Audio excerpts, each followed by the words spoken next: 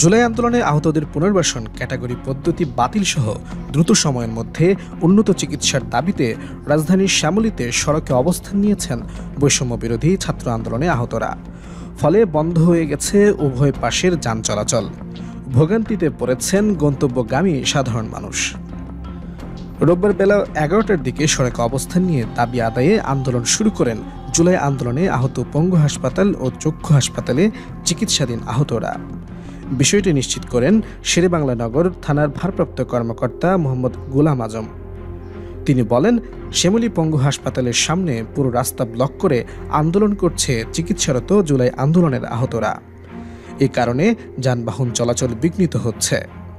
এদিকে একই দাবিতে গতকাল শনিবার রাত 10:30টার পর থেকে গভীর রাত পর্যন্ত পঙ্গু হাসপাতালের সামনে অবস্থান নিয়ে বিক্ষোভ করতে থাকেন আহতরা। সে সময় আন্দোলনকারীরা বলেন, একটি স্বৈরাচারী আন্দোলনের পর আবার আমাদের কেন দাবি দেওয়ার জন্য আন্দোলন করতে হবে?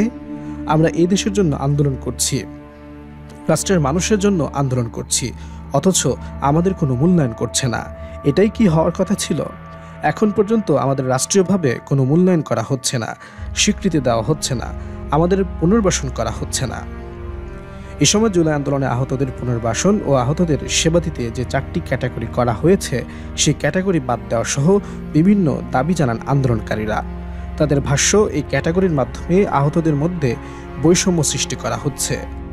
এছাড়া অসুস্থদের দ্রুত সময়ের মধ্যে উন্নত চিকিৎসার জন্য পাঠানোরও দাবি জানানো হয়।